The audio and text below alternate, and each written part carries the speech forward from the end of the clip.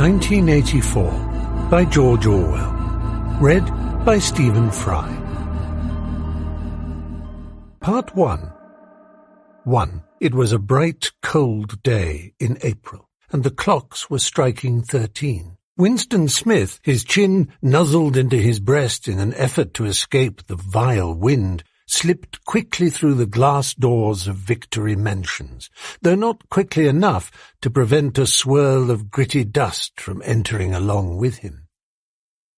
The hallway smelt of boiled cabbage and old rag mats.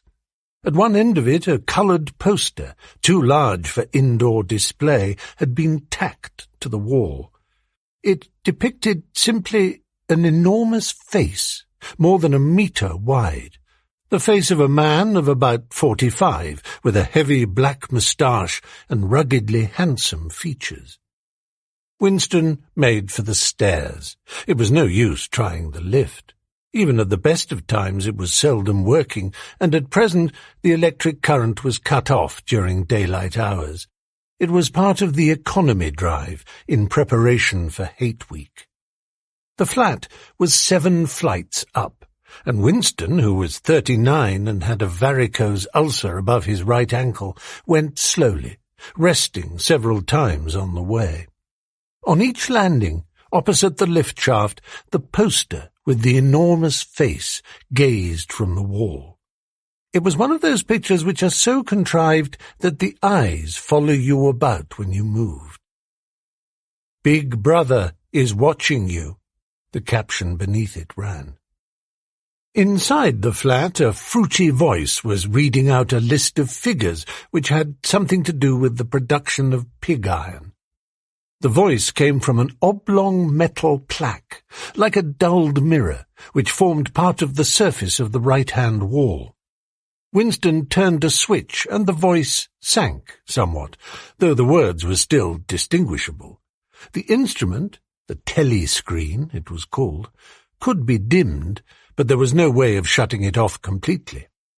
He moved over to the window. A smallish, frail figure, the meagreness of his body merely emphasized by the blue overalls which were the uniform of the party. His hair was very fair, his face naturally sanguine, his skin roughened by coarse soap and blunt razor blades and the cold of the winter that had just ended. Outside, even through the shut window pane, the world looked cold. Down in the street, little eddies of wind were whirling dust and torn paper into spirals, and though the sun was shining and the sky a harsh blue, there seemed to be no colour in anything, except the posters that were plastered everywhere.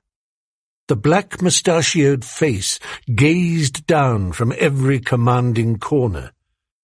There was one on the house front immediately opposite.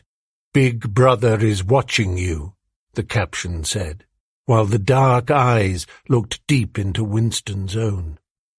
Down at street level, another poster, torn at one corner, flapped fitfully in the wind, alternately covering and uncovering the single word, "Ingsoc."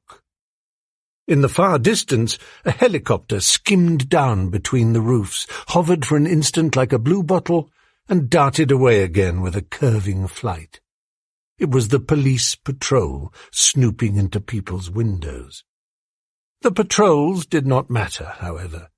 Only the thought police mattered. Behind Winston's back, the voice from the telescreen was still babbling away about pig iron and the over-fulfillment of the 9th 3-year plan. The telescreen received and transmitted simultaneously.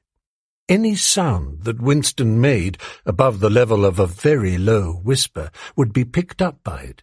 Moreover, so long as he remained within the field of vision which the metal plaque commanded, he could be seen as well as heard. There was, of course, no way of knowing whether you were being watched at any given moment. How often or on what system the thought police plugged in on any individual wire was guesswork.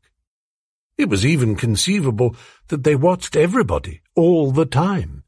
But at any rate, they could plug in your wire whenever they wanted to. You had to live, did live, from habit that became instinct, in the assumption that every sound you made was overheard and, except in darkness, every movement scrutinized. Winston kept his back turned to the telescreen. It was safer, though as he well knew, even a back can be revealing. A kilometre away, the Ministry of Truth, his place of work, towered vast and white above the grimy landscape. This, he thought with a sort of vague distaste, this was London, chief city of Airstrip 1, itself the third most populous of the provinces of Oceania. He tried to squeeze out some childhood memory that should tell him whether London had always been quite like this. Were there always these vistas of rotting 19th-century houses, their sides shored up with balks of timber, their windows patched with cardboard, and their roofs with corrugated iron, their crazy garden walls sagging in all directions?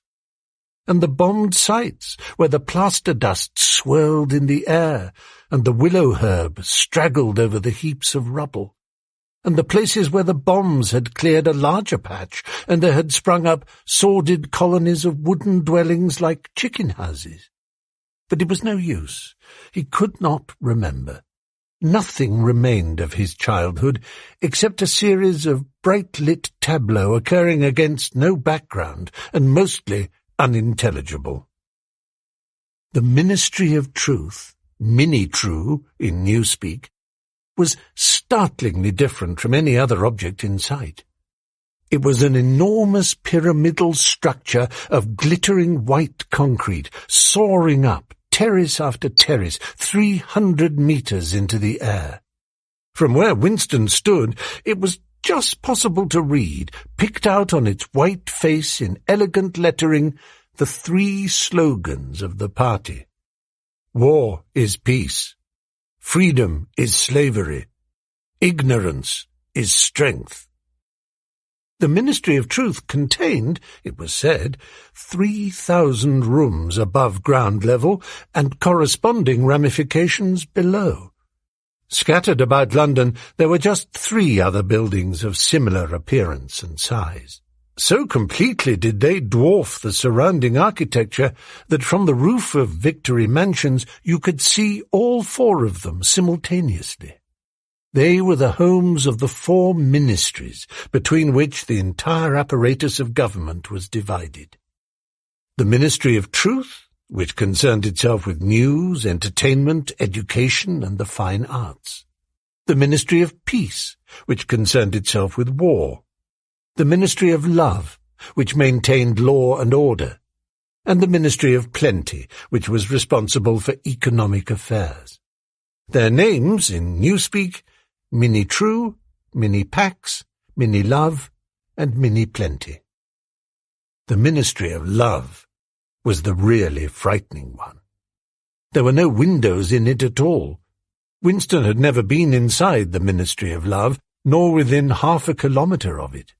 It was a place impossible to enter except on official business, and then only by penetrating through a maze of barbed wire entanglements, steel doors, and hidden machine-gun nests. Even the streets leading up to its outer barriers were roamed by gorilla-faced guards in black uniforms, armed with jointed truncheons. Winston turned round abruptly. He had set his features into the expression of quiet optimism, which it was advisable to wear when facing the telescreen. He crossed the room into the tiny kitchen. By leaving the ministry at this time of day, he had sacrificed his lunch in the canteen, and he was aware that there was no food in the kitchen except a hunk of dark-coloured bread which had got to be saved for tomorrow's breakfast. He took down from the shelf a bottle of colourless liquid with a plain white label marked Victory Gin. It gave off a sickly, oily smell as of Chinese rice spirit. Winston poured out nearly a teacupful, nerved himself for a shock, and gulped it down like a dose of medicine. Instantly his face turned scarlet, and the water ran out of his eyes. The stuff was like nitric acid, and moreover, in swallowing it, one had the sensation of being hit on the back of the head with a rubber club. The next moment, however, the burning in his belly died down, and the world began to look more cheerful. He took a cigarette from a crumpled packet marked "Victory Cigarettes," and incautiously held it upright, whereupon the tobacco fell out onto the floor. With the next he was more successful. He went back to the living room and sat down at a small table that stood to the left of the telly.